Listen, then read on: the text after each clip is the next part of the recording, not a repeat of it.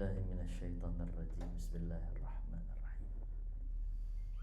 Assalamualaikum warahmatullahi wabarakatuh.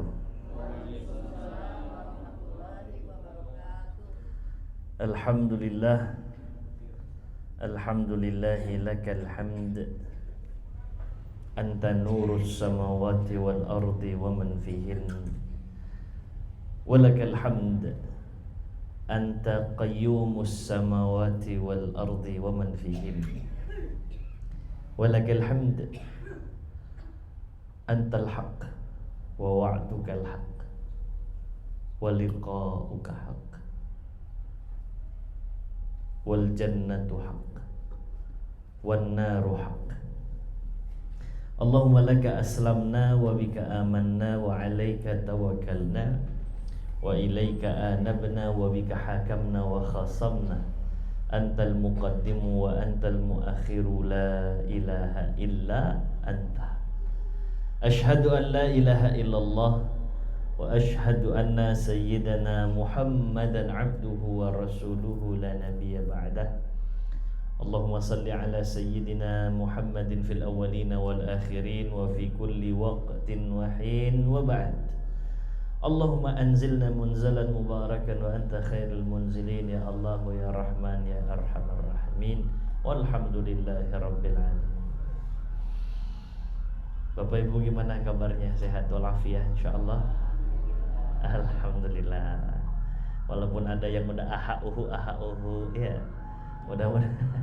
Mudah-mudahan batuknya menggugurkan dosa-dosa insyaallah. Tapi yang sehat jangan dibatuk-batukin ya. Yang sehat mudah-mudahan sehat terus insyaallah ya, karena doa yang paling disuka Allah itu ya doa minta sehat. Gimana enggak kalau udah sakit ya otomatis yang lain jadi nggak optimal, ibadah kurang optimal, aktivitas kurang optimal. Ala kulli hal yang sakit mudah-mudahan Allah kasih sehat, Allah kasih sabar, Allah kasih kuat, Allah segerakan pulihnya. Yang sehat Allah dawamkan sehatnya insyaallah. Amin ya rabbal alamin. Alhamdulillah, puji dan puji syukur kehadirat Allah Rabbul Izzah. Hari ini dengan izin Allah kita bisa bermujalasah lagi, dan ini salah satu di antara nikmat besar dari Allah Subhanahu wa taala, hadir di majlisul ilm ya. Mudah-mudahan Allah istiqomahkan kita.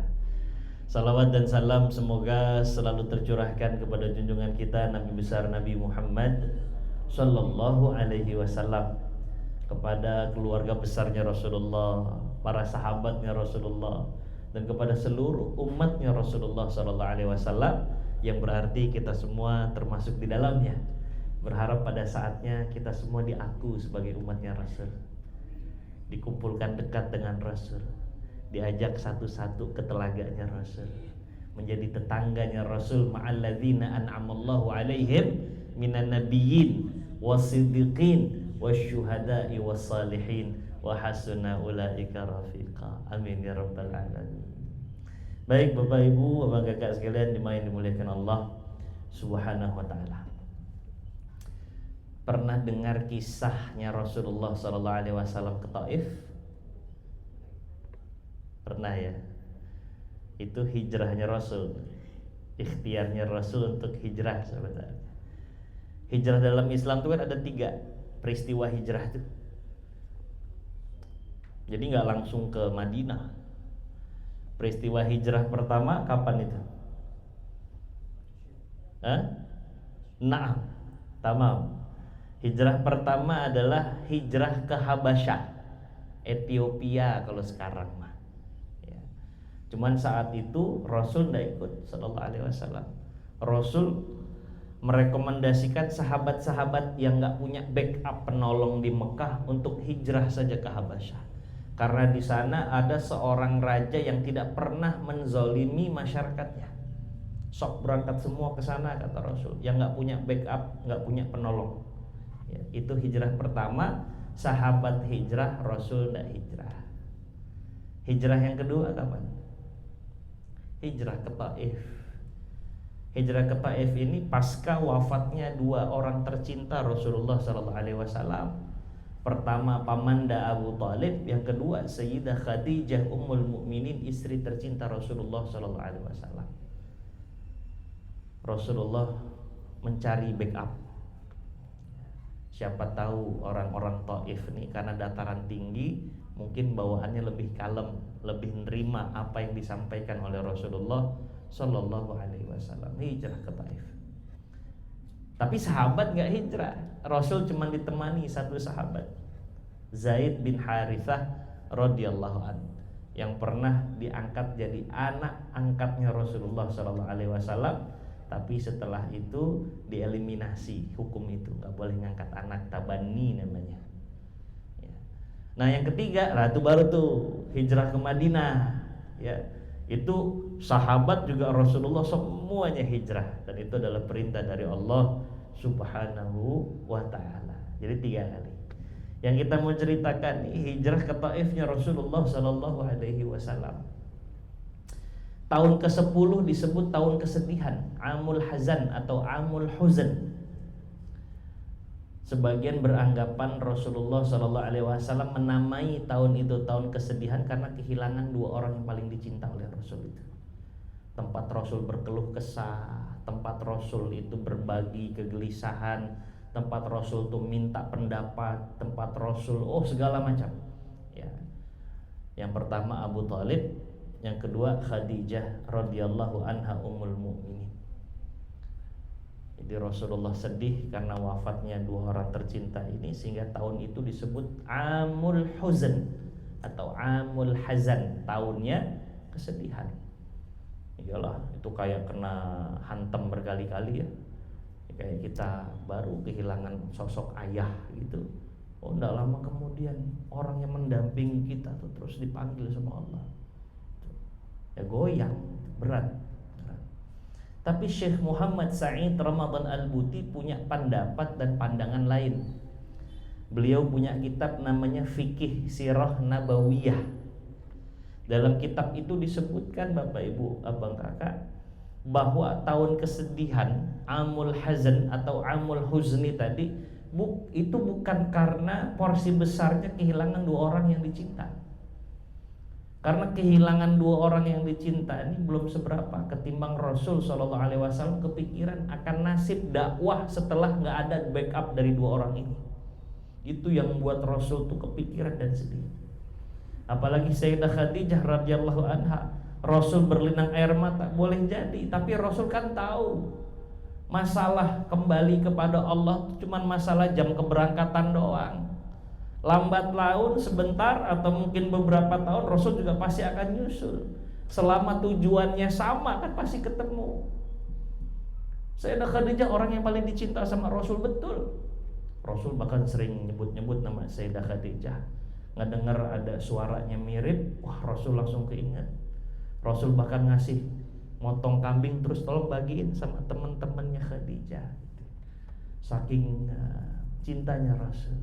Tapi ya Rasul paham kalau udah ada yang kembali kepada Allah duluan, selama tujuannya sama, sewat, apa yang perlu diperhatikan, ada yang perlu disedihkan. Sedihnya sedih, tapi bukan untuk apa istilahnya niyahah. Ya, niyahah itu apa ya? Berlebihan ya. Karena tadi sudah tahu tujuannya sama. Nih pelajaran buat kita nih. Kalau sewaktu-waktu ditinggal sama orang kita sayangi ya, ditinggal sama orang yang dekat sama kita, tanamin dalam hati ini cuma masalah jam keberangkatan doang. Kalau tujuannya sama, insya Allah ketemu nanti ya. Kita sama-sama mau ke stasiun Gubeng, Surabaya. Ada ibu, bapak, abang, kakak yang jamnya jam 9, sok duluan gak apa-apa. Saya nanti mungkin jam 1. Tapi selama tujuannya sama-sama Gubeng, kita akan ketemu di Gubeng. Jam keberangkatannya aja yang beda gitu. Ya. Jadi kata Syekh Muhammad Sa'id Ramadan Al-Buti, Rasul nih nyebut tahun itu tahun kesedihan. Titik beratnya bukan karena ditinggal sama kedua orang yang beliau cinta itu, tapi juga karena Rasul kepikiran, sedih sampai ngebatin gimana nasib syiar agama Allah Subhanahu wa ta'ala.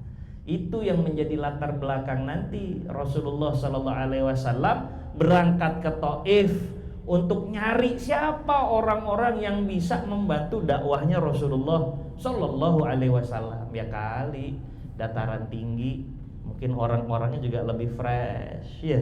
Dataran tinggi mungkin orang-orangnya lebih mudah diajak dialog, lebih mudah menerima kebenaran begitu.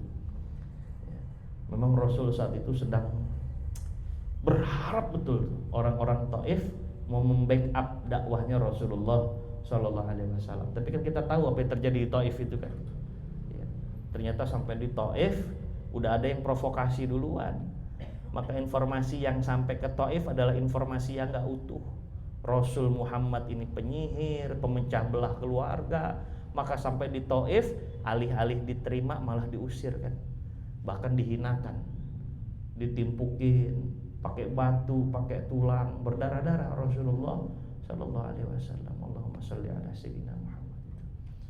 Kebayang ya, kita lagi butuh-butuhnya terus dicampakin gitu. Saya nih lagi diuber-uber harus bayar kontrakan, udah nunggak 3 bulan. Yang punya kontrakan, saya udah malu mau ketemu, katanya punya kontrakan, Ustadz. Kalau emang begitu Ustadz, udah deh pindah dari rumah, maafin. Iya Bu, kasih saya waktu 2 hari, saya akan cari. Saya datang ke Ustadz Hero, Ustadz minta tolong. Itu udah harapan besar betul tuh. Saya datang Ustadz Hero ngedatang saya, udah tinggal hari saya harus bayar. Saya datang sama Pak Joni. Pak Joni, saya udah nggak ada tahu mau kemana lagi nih. Nggak taunya alih-alih dibantu, malah diusir-usir, dibentak-bentak, dipermalukan di depan banyak orang. Gimana itu rasanya tuh? Waduh, luar biasa. Itu ujiannya Rasulullah Sallallahu Alaihi Wasallam. Batinnya Rasul tuh kayak gimana rasanya itu di Taif itu ya. Terus Rasulullah saat diarak, ditimpukin, diusir, itu kalau nanti bapak, ibu, abang, kakak punya kesempatan untuk umroh atau haji, ziarah ke Taif. Nanti ada tuh tempat mururnya Rasulullah Sallallahu Alaihi Wasallam saat Rasul melewati bukit-bukit yang kontur tanahnya itu tajam-tajam. Maka nggak heran kaki Rasul pada luka. Batu-batuan dan tajam konturnya itu. Lari dari atas tuh, ya Allah, dihinakan sama banyak orang. Saat itu Rasulullah Shallallahu Alaihi Wasallam nanti ada satu episode di mana Rasulullah Shallallahu Alaihi Wasallam sudah dalam kondisi aman, ya. Terus Rasulullah ngangkat tangan, ya. Terus Rasulullah berdoa, epik sekali ini kejadiannya. Ini yang sempat ditanya sama Ummul Mukminin Aisyah, ya Rasulullah, ada nggak sih peristiwa yang lebih menyakitkan, mengecewakan, menyedihkan ketimbang saat kita kalah di perang Uhud? Rasul itu kan sedih betul di perang Uhud. 70 sahabatnya wafat termasuk sang paman Hamzah. Paman yang Rasulullah cintai harus Rasulullah saksikan dengan kedua matanya, dadanya tuh bolong, jantungnya udah diambil, digigit dan dilepehkan di situ. Tuh Rasul melihat itu gimana nggak hancur, sedih sekali Rasulullah itu. Kata Ummul Mukminin Aisyah, ada nggak momentum lain yang sedihnya kayak begitu atau bahkan lebih sedih lagi? Tahu Rasul jawab apa? Ya pada saat di Taif itu Aisyah, aku sedih sekali. Nah begitu Rasul sampai di satu tempat, dalam riwayat Imam Tabrani dalam Mu'jam Al-Kabir, ya, Rasulullah SAW ngangkat tangan. Ya. Saya kurang tahu persisnya. Ini pasca Rasul ditawarin malaikat untuk untuk ngangkat gunung Akhshabin terus ngelemparin ke penduduk Taif, apa bukan saya kurang tahu nih momentum ini. Tapi ada satu momentum Rasulullah SAW di situ ngangkat tangan di balik sedihnya, dan doa ini masyhur. Apa kata Rasulullah? Dengan Rasulullah menitikkan air mata, beliau mengucap, Allahumma ilaika ashku du'fa quwwati wa qillata hilati wa hawani 'alan nas. Ya Allah, kepadamu aku mengadukan kelemahanku, kekurangan hilah, kekurangan cara dan upayaku di hadapan orang-orang yang ingin aku ajak ke dalam agamamu. Wa hawani 'alan nas. Jadi Rasul tuh nggak nyalahin orang-orang Taif, nggak. Rasul nyarain diri sendiri. Ya Allah, kekurangan saya, kenapa nggak bisa ngajak orang untuk mau masuk agama Engkau ya Allah? Saya ini lemah sekali ya Allah, kata Rasul nih. Jadi bukan yang ngedoain. Kalau kita kan udah ngedoain tuh, ya Allah hancurin tuh orang-orang Taif, ya Allah saya dibuat berdarah-darah, padahal saya ngajak kepada kebenaran ya Allah. Kalau saya mungkin doanya begitu, tapi Rasul enggak. Ya Allah, kok saya lemah banget ya, nggak bisa ngajak orang supaya menerima dakwah ini ya Allah, kurang banget nih. Ya Arhamar Rahimin, kata Rasul, ya Allah Engkau yang Maha Rahim ya Allah, Engkau yang Maha Sayang. Anta Rabbul Mustad'afin, Engkau adalah Tuhannya orang-orang yang lemah, kata Rasul. Ini Rasul ngerintih nih, ngerintih. Dan boleh kita berdoa merintih kepada Allah Subhanahu wa taala untuk menggambarkan lemahnya kita di hadapan Allah. Anta Rabbul Mustad'afin wa anta Rabbi, dan Engkau adalah Tuhanku ya Allah, kata Rasul. Engkau Tuhannya orang-orang yang lemah, dan Engkau adalah Tuhanku ya Allah, kata Rasulullah. Ila man takiluni ya Rabb, kata Rasul gini, kepada siapa hendak Engkau serahkan nasibku? Ila ba'idin yatahajjamuni am ila aduwin malaktahu amri, Kau mau kemanakan setelah ini aku ya Allah? Akankah Kau serahkan aku kepada orang yang jauh lagi, kayak dari Mekah ke Taif, terus aku dihadapkan kepada orang-orang yang wajahnya itu serem, gak nerima, yang wajahnya itu seolah-olah ingin mencelakai aku? Akankah Engkau serahkan aku kepada orang-orang kayak begini lagi ya Allah? Am ila aduwin malaktahu amri, atau kepada musuh-musuh yang lain yang mereka bahkan bisa menguasai diriku? Saya bakal dihinakan lagi, saya bakal disakiti lagi. Abis ini mau kemana ya Allah? Kata Rasulullah. Nah ini selanjutnya yang dahsyat ini. Kata Rasulullah gini, ya Rabb, in lam yakun bika alayya ghadabun fala ubali. Ya Allah, ya Allah, terserah. Abis ini mau dikemanain lagi juga gak apa-apa ya Allah. Yang penting in lam takun bika alayya ghadabun fala ubali. Selama Engkau tidak murka kepadaku, selama Engkau tidak marah kepadaku, selama Engkau terus memberikan kasih sayangmu kepadaku, demi Allah aku gak peduli ya Allah. Mau siapa kayak musuhnya, saya gak peduli ya Allah.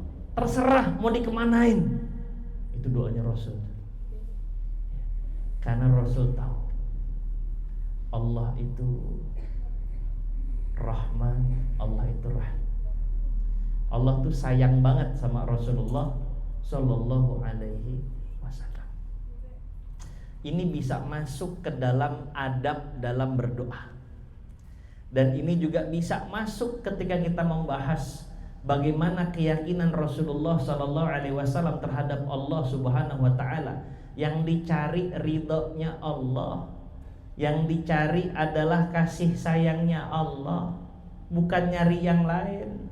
Rasul mau kayak gimanain saya juga saya ridha. Mau dikasih yang paling buruk juga gak apa-apa, yang penting Engkau tidak murka kepadaku ya Allah. Begitu kan keterangannya. Jadi Masya Allah, itulah bentuk totalitas berserah dirinya Rasulullah Sallallahu Alaihi Wasallam kepada Allah Subhanahu Wa Taala. Rasul tahu tidak ada yang lebih sayang kepada dirinya kecuali Allah Subhanahu wa taala. Maka kata-kata yang disampaikan oleh Rasulullah adalah kata-kata cinta kepada Allah Subhanahu wa taala. Kira-kira kita pernah ngungkapin kata-kata cinta apa sama Allah? Abang kakak pernah nggak ngungkapin, ya Allah saya sayang sama engkau ya Allah, walaupun ada kata walaupunnya lagi, walaupun kayak begini nasib ya Allah, tapi tetap sayang sama engkau ya Allah. Ayo saya mau nanya nih, pernah nggak ngungkapin kata-kata sayang sama Allah? Pernah nggak? Pernah nggak ngungkapin, ya Allah betapa aku cinta betul pada dirimu ya Allah? Pernah nggak? Aduh, ya. Ini nih Masya Allah. Padahal Allah sudah memberikan segalanya untuk kita kan ya. Jadi Masya Allah hari ini Ustadz Hero dan Munzalan ngasih saya tema tentang cinta kepada Allah Subhanahu wa ta'ala, mengisi hati dengan cinta ya. Iya, ternyata kita selama ini entah kamuflase atau mungkin hanya pintar berkata-kata untuk bisa menggambarkan betapa kita cinta sama Allah saja tuh kayaknya jarang gitu ya. Padahal Allah udah ngasih segalanya buat kita. Kalau merujuk sama Rasulullah Sallallahu Alaihi Wasallam, ya Allah, ya Rasul tiap hari udah ya. Betapa Rasulullah tuh cinta betul kepada Allah Subhanahu Wa Taala, diikuti para sahabat-sahabat Nabi yang lain. Nah tinggal kita nih umatnya Nabi ya. Sejauh mana rasa cinta kita kepada Allah Subhanahu Wa Taala, ya Allah. Nah, abang kakak sekalian jemaah yang dimuliakan Allah Subhanahu Wa Taala,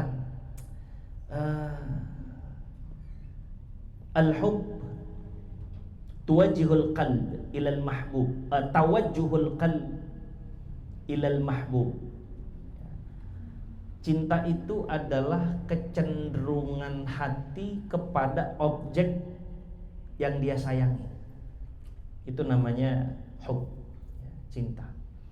Maka kalau hubbullah atau mahabbatullah, kecenderungan hati kita kepada Allah Subhanahu wa taala. Kita bisa lihat sejauh mana cinta kita kepada Allah Subhanahu wa taala. Kalau kita punya kecenderungan sama Allah, berarti akan banyak hal yang kita lakukan untuk selalu dekat dengan Allah Subhanahu wa taala.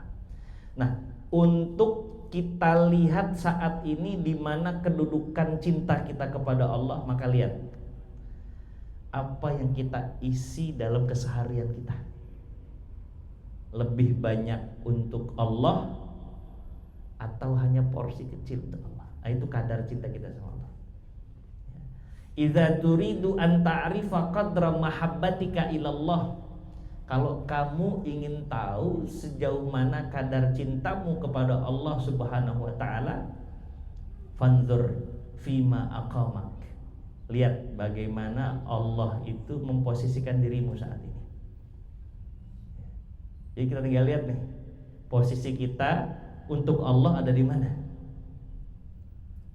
Bangun tidur untuk Allah apa selain Allah? Udah mulai duha untuk Allah apa untuk selain Allah? Begitu siang untuk Allah atau selain Allah? Mulai sore masih untuk Allah atau mulai berpaling dari Allah? Mulai maghrib, isya. Nah, disitulah kadar kecintaan kita terlihat. Sejauh apa, sebesar apa cinta kita kepada Allah Subhanahu wa ta'ala. Kalau ngomong doa kan enteng ya, saya sayang sama Allah, saya mencinta banget sama Allah. Tapi kan cinta itu abstrak. Cinta sama Allah baru ketahuan dari mana taunya? Perilaku, kelihatan dari perilaku. Saya sayang banget sama anak saya. Bentuknya gimana? Setiap anak minta apa dikasih. Kelihatan dari perilaku kita.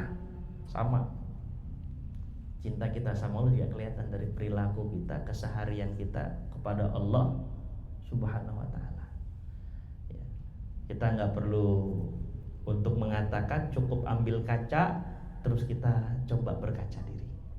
Coba deh, sebesar apa sih cinta kita sama Allah, keseharian kita sama Allah tuh. Ya.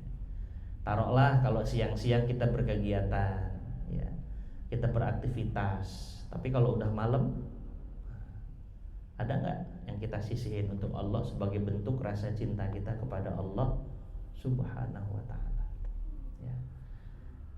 Terus kalau ditanya, Bapak, Ibu, atau Abang, Kakak boleh jawab ya, kenapa kita harus cinta sama Allah?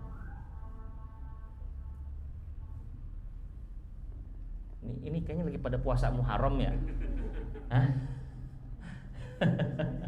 Udah buka.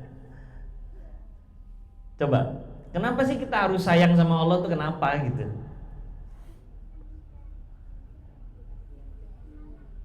Kenapa, Bu? Karena Allah nyiptain kita, terus kasih sehat, kasih rezeki sama Allah. Benar itu.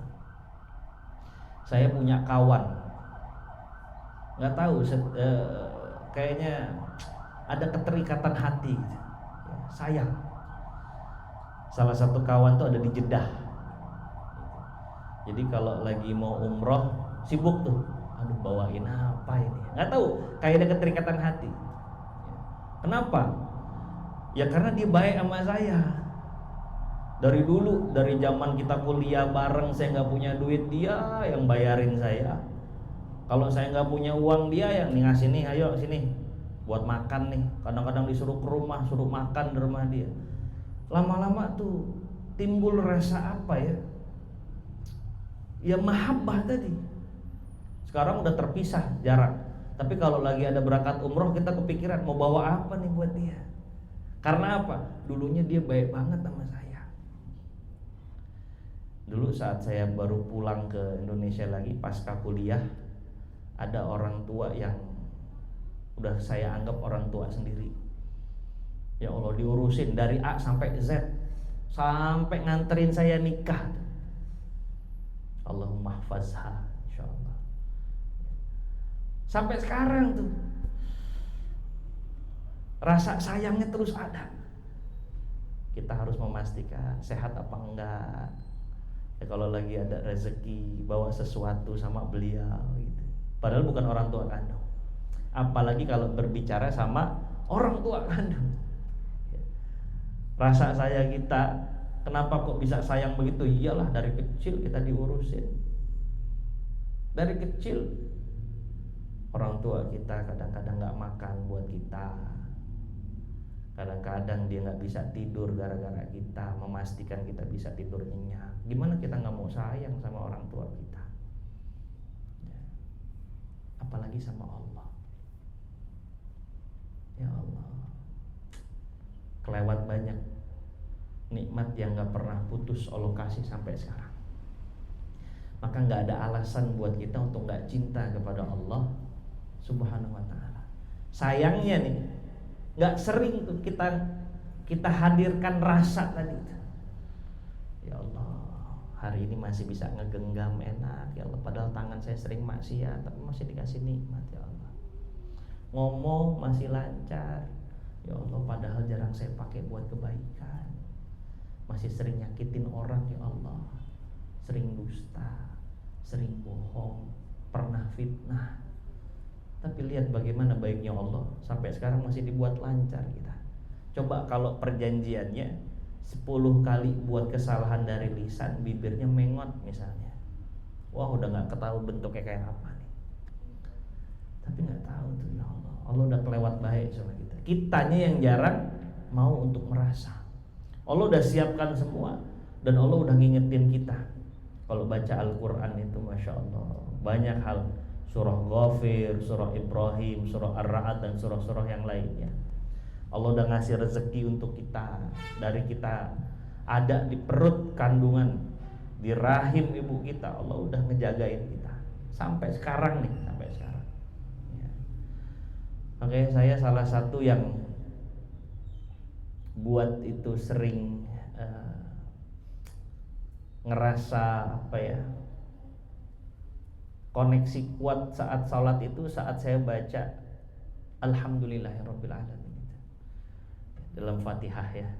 Dan kalau Fatihah tuh kita lagi ngobrol sama Allah tuh, lagi komunikasi sama Allah.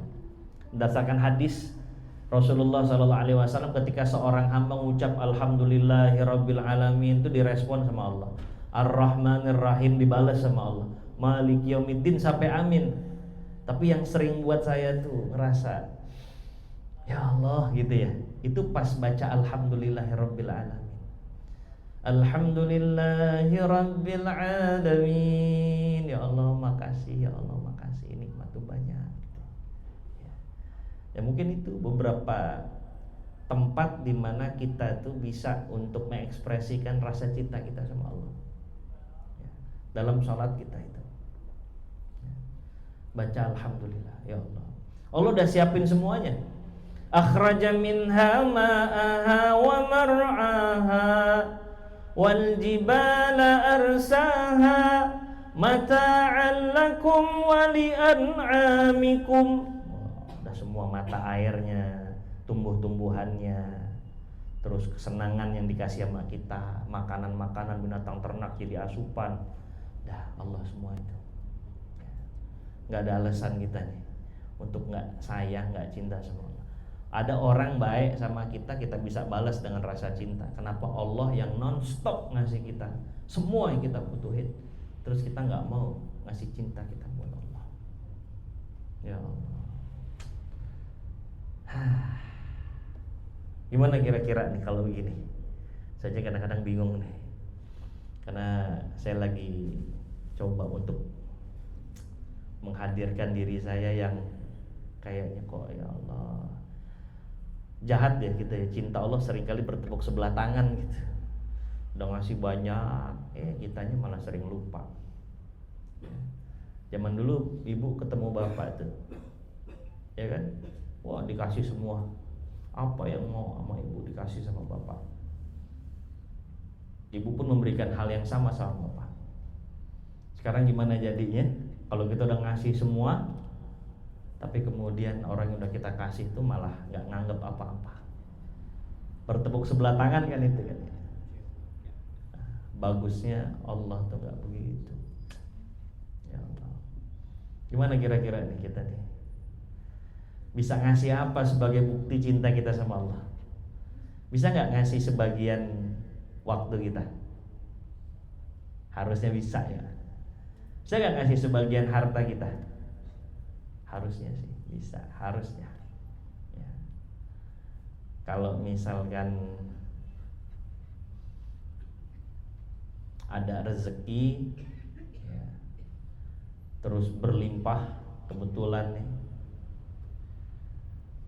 kira-kira mau nggak kita ngasih sebagian untuk Allah itu ya.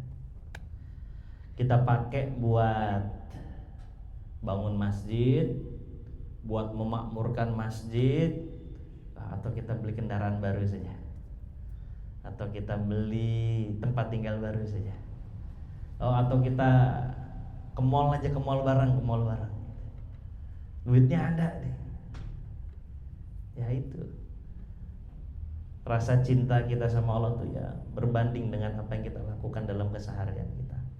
Ya ini introspeksi pribadi saja ya.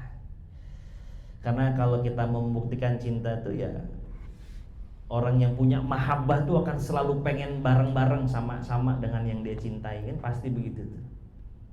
Ya Pak ya. Ibu punya anak? Ada nggak yang anaknya di pesantren? Ada ya? Coba pesantren udah berapa lama? Dari? Sekarang? Oh kelas 5. Kalau suruh milih ya kita, milih mau sama anak kita atau jauh aja? Milih sama anak. Kalau suruh milih gitu. Tapi di pengorbanan, maka salut sama yang bisa dengan hati luas naruh anak-anak di pesantren, dan Allah mudahkan semua urusan insyaallah. Tapi itu bukti mahabbah tuh, bukti cinta tuh. Selalu begitu sunatullah, pengen selalu bersama dengan yang dicintai. Ya udah mau selesai liburan anak di pesantren, ya aduh. Karena saya dulu ngerasa gitu. Ustaz Hero juga begitu. Ya udah mau sekolah lagi. Orang yang punya rasa cinta dia akan banyak nyebut dan membicarakan sosok yang dicintai. Kita banyak nyebut nggak? Nah, gitu. Kalau objeknya Allah, kita banyak nyebut Allah enggak? Kita banyak bicarakan Allah enggak? Ini barometer rasa mahabbah kita sama Allah. Sunatullahnya orang yang cinta kepada sosok yang dia cintai akan melakukan apa yang diinginkan sosok yang kita cintai. Kita udah belum ngelakuin sesuatu kalau objeknya Allah yang Allah inginkan dari kita. Nah, itu kan. Nah, ya ini hanya sebagai apa ya? Momentum kita tawasau bil haq wa tawasau bis sabr.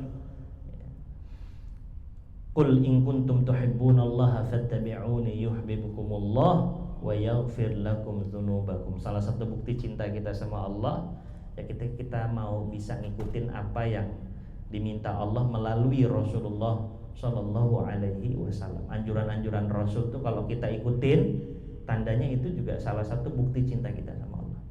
Karena kata Allah, katakan ya Muhammad kepada umatmu, jika kalian benar-benar mencintai Allah maka ikutilah aku, yakni ikutilah Muhammad. Jadi kalau kita ngejalanin apa yang dianjurkan sama Rasul, nah itu juga bagian dari cinta kita kepada Allah Subhanahu wa taala. Rasul nyuruh kita untuk sholat sunnah. Nah kalau kita ngelakuin, nah itu bentuk cinta kita sama Allah. Rasul ngarahkan kita untuk berbuat baik sama sesama. Kalau kita lakuin itu, tandanya kita itu sedang membuktikan cinta kita sama Allah.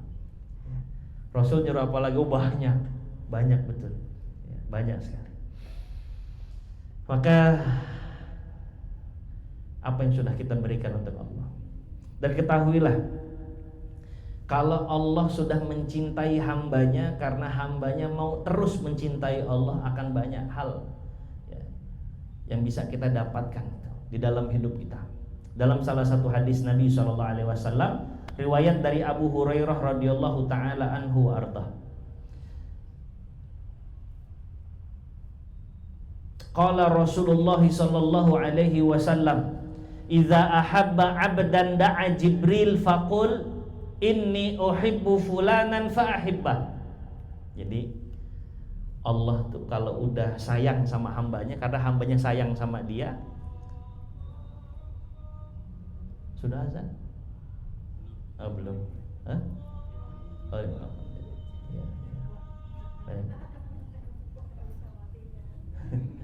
Itu azan di Mekah itu. Alhamdulillah diingetin. Baik. Allah kalau udah sayang sama hambanya, karena hambanya sayang sama Allah ya, Allah akan bilang sama Jibril, Jibril, saya tuh sayang deh sama fulan. Kamu juga harus sayang sama fulan. Ini perintah Allah nih. Dan Jibril nanti akan berkata kepada para malaikat, malaikat-malaikatnya Allah, Allah sayang sama fulan, saya juga sayang sama fulan, kalian pun harus sayang sama fulan, kata Jibril ya. Fa'ahibbuh fayuhibbuhu ahlus sama, maka penduduk langit, malaikat-malaikat Allah cinta kepada hamba fulan ini ya. Qala thumma yudha'u lahul qabul fil ard. Maka setelah itu, karena penduduk langit cinta sama hamba Allah yang satu ini, maka penduduk bumi pun akan cinta kepada fulan ini. Jadi kita kadang-kadang ngerasa, kok banyak ya orang baik sama saya gitu. Kok banyak orang ngebantu sih, lagi pengen begini loh, tentu ada yang bantuin gitu. Terus kemudian lagi ngerasa gelisah, ada orang kok ngomongnya enak, ngejukin hati, padahal baru ketemu nih. Itu efek karena Allah cinta kepada hambanya. Salah satu efek itu, dia akan dimudahkan dalam urusan-urusan dunianya karena saudara-saudaranya mencintai diri dia. Karena cintanya kepada Allah, Allah cinta kepada dia. Oh, masya Allah itu. Ya. Terus lagi nih, ya, waktunya nih pendek nih. Ada hadis Nabi SAW dalam hadis qudsi. Wa ma taqarraba ilayya 'abdi bi syai'in ahabba ilayya mimma aftaradtu 'alaihi. Tidak ada seorang hamba mendekat kepadaku yang lebih aku cintai daripada apa-apa yang telah diwajibkan kepada hamba. Ya. Jadi kita nih bisa ngedekat sama Allah dari kewajiban yang Allah wajibkan sama kita. Sholat, ini gerbangnya nih. Zakat, apalagi? Puasa, terus apa lagi? Haji ketika mampu. Itu gerbang kita buat ngedekat sama Allah. Tapi ternyata dari orang-orang yang dekat itu ada yang pengen lebih dekat sama Allah. Wala yazalu yataqarrabu ilayya bin nawafil hatta uhibbah. Di antara mereka ada yang pengen ngeringsak lebih dekat lagi dengan Allah, yaitu dengan cara mengamalkan amalan-amalan sunnah. Hatta uhibbah. Sehingga karena dekatnya mereka, aku jadi cinta kepada hamba-Ku, kata Allah. Apa yang terjadi kalau Allah sudah cinta? Fa idza ahbabtuhu kuntu sam'ahu alladhi yasma'u bih wa basarahu alladhi yubsiru bih wa yadahu allati yabtishu biha. Dalam riwayat yubtishu biha bidammiyah. Wa rijlahu allati yamshi biha.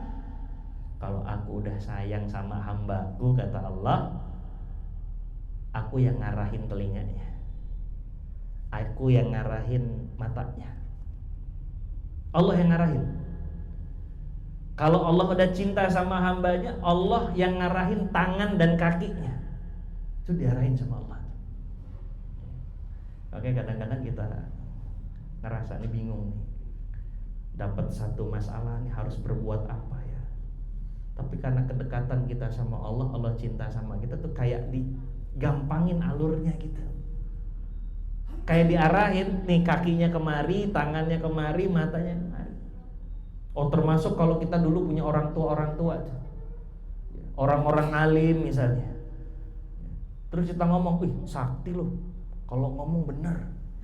Bukan sakti, itu kedekatan dia sama Allah, ucapannya diarahkan sama Allah Subhanahu wa ta'ala.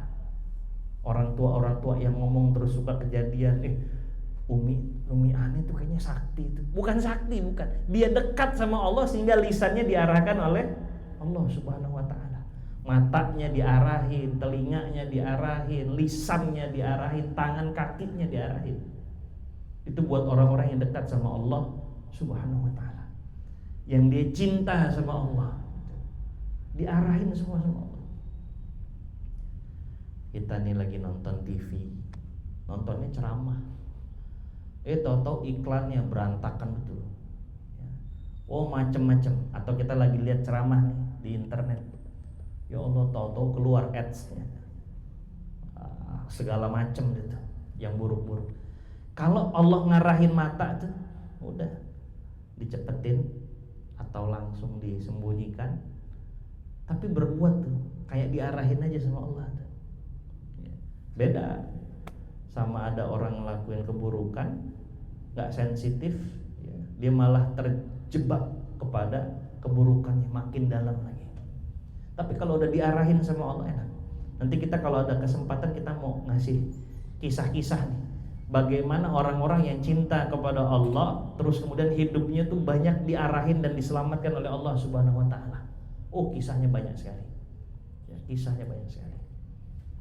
Belum cukup di situ. Allah Subhanahu wa ta'ala dalam hadis qudsi itu mengatakan, Allah berfirman, wa in sa'alani la u'tiyannah wa la in ista'azani la u'izannah. Kalau dia minta kepadaku, pasti, ada tulisan pasti, ada taukidnya di situ, pasti saya kasih. Kalau dia minta perlindungan, saya kasih perlindungan. Itu bagi orang-orang yang dicintai oleh Allah Subhanahu wa ta'ala, karena cintanya dia kepada Allah. Nah, terus gimana caranya? Bentuknya apa? Tadi udah kita ceritakan. Banyak berzikir, menyebut-nyebut nama Allah, sisihkan waktu, tahajud malam, ya. Terus kemudian membantu orang lain, sedekah. Itu semua bukti cinta kita kepada Allah Subhanahu wa ta'ala. Nah, dari sekian amal-amal yang bisa membuat kita dekat sama Allah, membuktikan cinta kita kepada Allah, coba ada disortir apa yang bisa kita optimalkan, yang benar-benar nih. Jadi yang nggak setengah-setengah, membuktikan kita beneran cinta sama Allah Subhanahu wa ta'ala. Orang Allah udah kasih banyak banget sama kita, masa nggak ada yang bisa dioptimalin untuk Allah, gitu ya. Nah, maka ini usikum wa iyaya nafsi bitaqwallah. Terakhir ya, ada doa yang diajarkan oleh Rasulullah sallallahu alaihi wasallam ya. Riwayat Tirmizi, sanadnya hasan ya. Doa memohon cintanya Allah. Allahumma, ikutin ya. Allahumma inni as'aluka hubbaka wa hubba man yuhibbuka wal amala alladhi yuballighuni hubbaka. Ya Allah, sesungguhnya aku memohon kepadamu akan cintamu dan cinta orang-orang yang mencintaimu, dan amalan yang menyampaikan aku kepada cintamu. Nah, itu salah satu doanya dalam riwayat Tirmizi. Sekali lagi, Allahumma inni as'aluka hubbaka wa hubba man yuhibbuka wal amala alladhi yuballighuni hubbaka. Amin ya rabbal alamin. Baik, karena waktu sudah masuk sholat isya ya, kita akhiri pengajian malam hari ini. Semoga menjadi asbab kebaikan untuk kita semua ya. Kita akhiri dengan membaca hamdalah. Alhamdulillahirabbil alamin. Subhanakallahumma wa bihamdika asyhadu an la ilaha illa anta astaghfiruka wa atubu ilaik. Terima kasih banyak, mohon maaf lahir batin. Wassalamualaikum warahmatullahi wabarakatuh.